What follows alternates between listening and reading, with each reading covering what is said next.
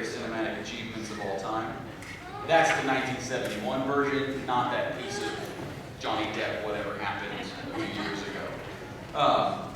But anyhow, this often happens. We're scrolling to the channels, and if there's nothing to watch, and we're in the mood to watch TV, we stop on Willy Wonka the Chocolate Factory, or we put it in.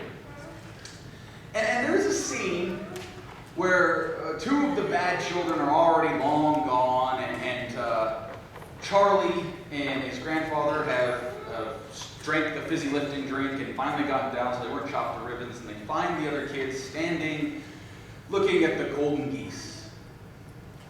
And then it happens. Oh, lovely Veruca says, I want a golden goose. Sure. How much for a golden goose? They're not for sale. Who says I can't have one? The man in the funny hat.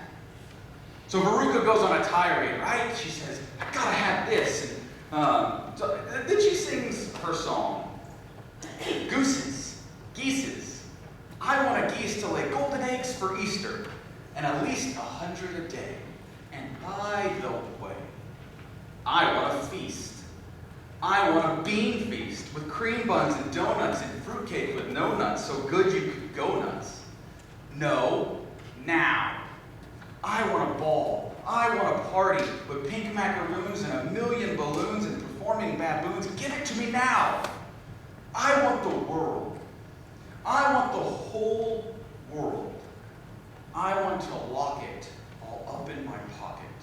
It's my bar of chocolate. Give it to me now.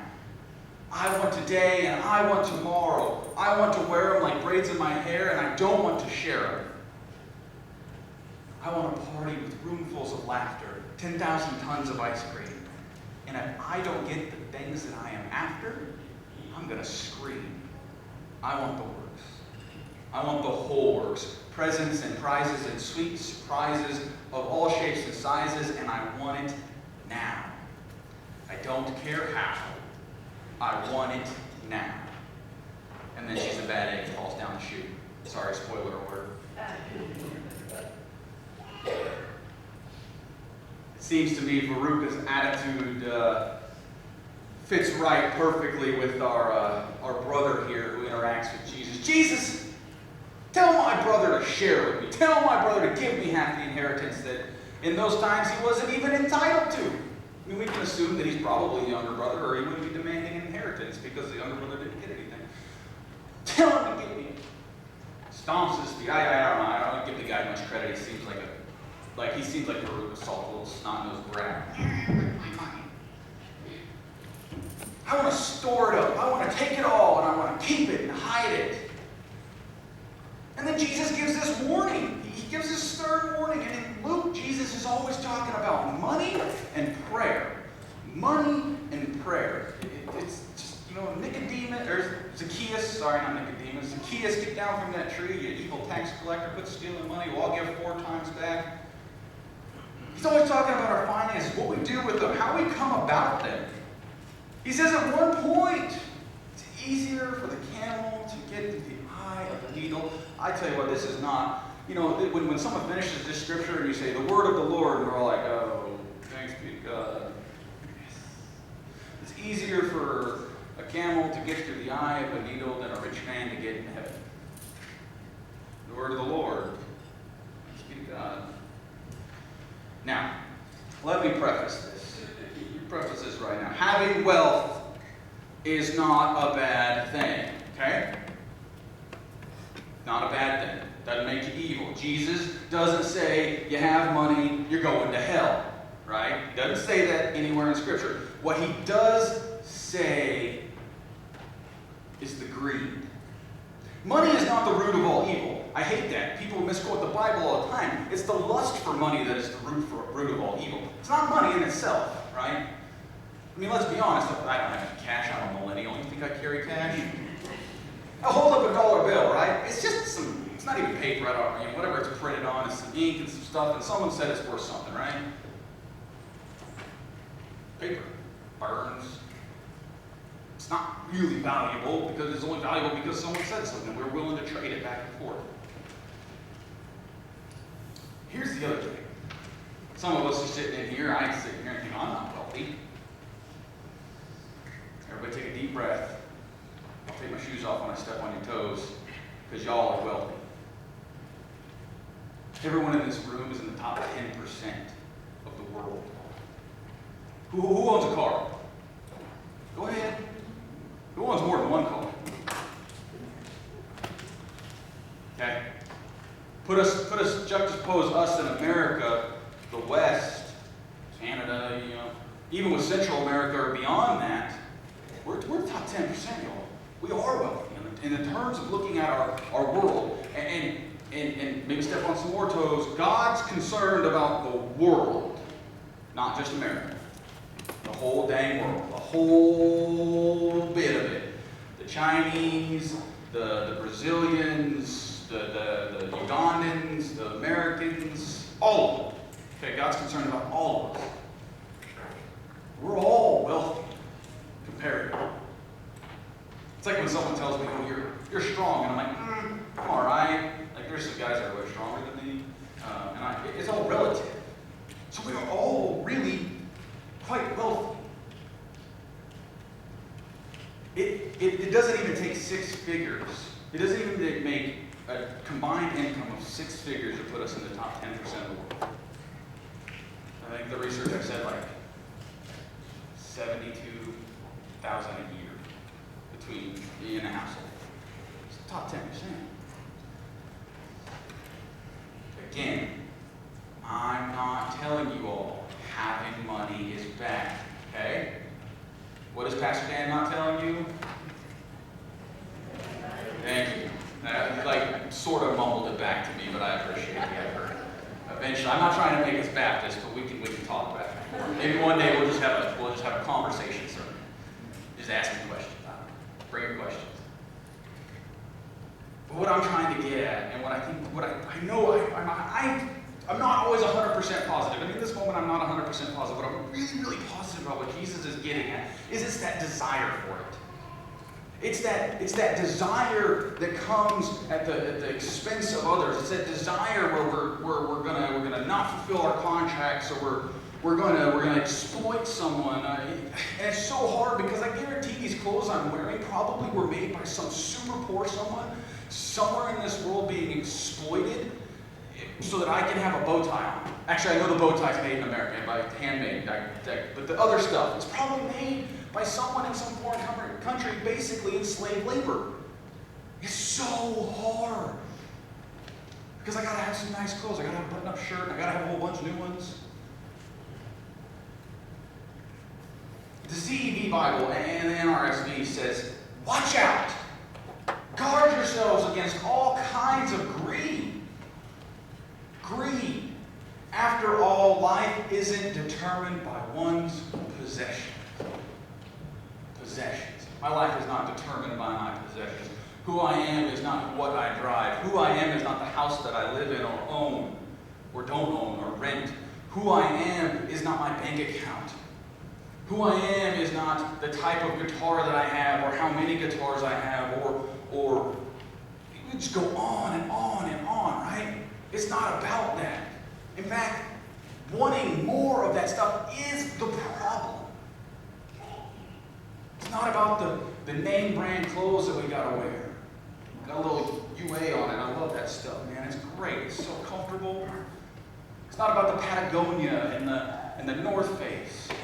Don't point fingers at me. I wear Patagonia and North Face. It lasts longer.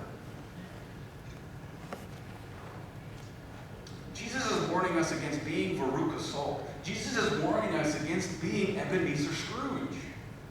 At the beginning, Ebenezer gets better. Veruca just gets burned up in the boiler.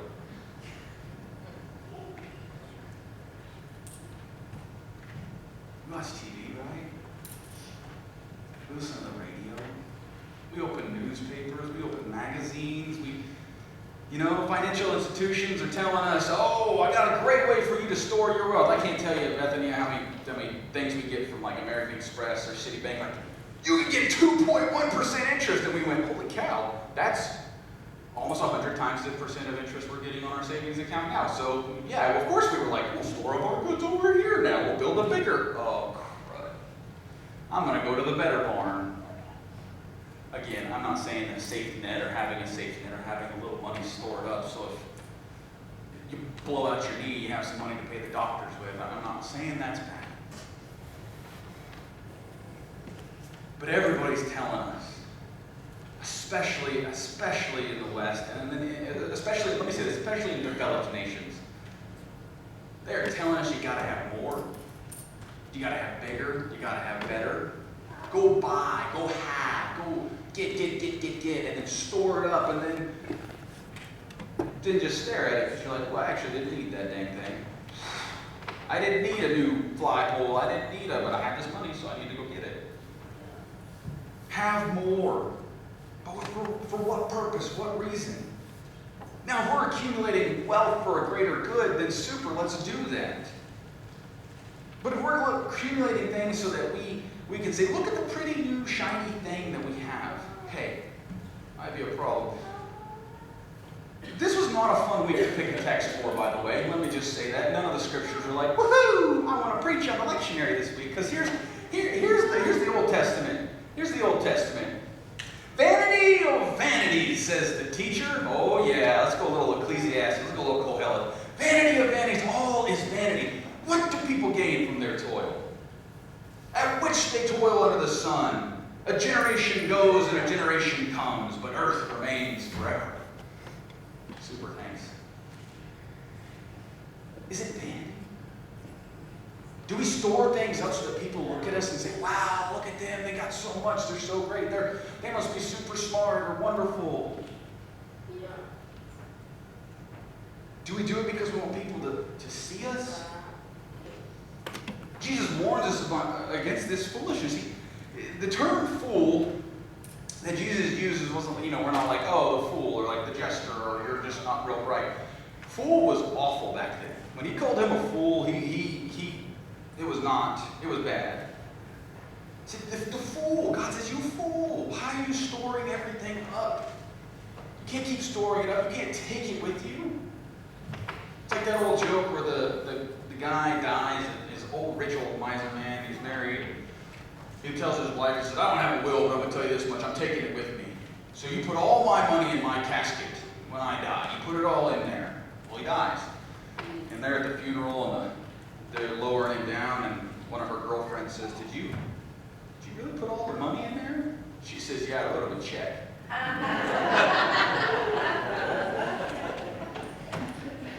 Guy, are we that guy? Bury me with my money. I got to store it up. No idea. We got a tight white knuckle fists on our bank accounts, or on our things, or on our lives, or our talents, or our time. Here's the deal. Our lives aren't guaranteed. Anybody watch the news last 15 hours? Lives aren't guaranteed. Our lives aren't guaranteed. That's what happens. The rich fool, the rich man, God says, this very night, your life is demanded of you, and you've spent it all on things. So it will be, it says. So it will be with those who are rich in worldly things, but are not rich towards God. That greed that builds up inside of us, that greed that forces us to do horrible things. There were 7 deadlies to begin with. Greed's one of them. Right, my Catholic brother over there? Greed? Okay, good. Just make sure I'm not stepping out there. It's a deadly sin. It's a big time one. They labeled it big time. And it becomes more and more obvious that we are told to get more and be more and have more over and over. Our lives aren't guaranteed. Our lives aren't guaranteed. But our spiritual lives, the generous lives, those are what we've got to be working on. The song that we listened to today, Awake My Soul by Mumford & Sons, it's been one of my favorite songs since it came out, but it's always struck me, where we invest our love, there we invest our lives. Where we invest our love, we invest our lives. investments are we making? GE? Are we making those kind of investments? Are we investing? Are we investing in the same things that God's investing in? People. God's more invested in people than anything else. God's invested in our brothers and sisters. Are we invested there? Are we invested in tuning into the call that God has placed upon our lives? Are we in tuning in to one another? Are we investing in one another? Being rich towards God. The last lines of the parable indicate to us who and how we are supposed to be. Generous and compassionate and empathetic and caring and loving. And that means with our things, with our homes, with our lives, with our gifts, our talents, with our checkbooks. Y'all know I hate talking about money. But our checkbooks and our calendars are incredible indicators of where our investments lie. We need not do more than flip through our calendars to see, ooh, I'm invested in this, and this. Is this thing making me rich towards God? We open up our checkbooks and we look and we see, wow, Guitar Center, car. Oh, this list is real long. I don't see anything that did anything for anyone but myself. I guess I should say bank accounts. I don't know. Do y'all still use checkbooks? We only write our red check.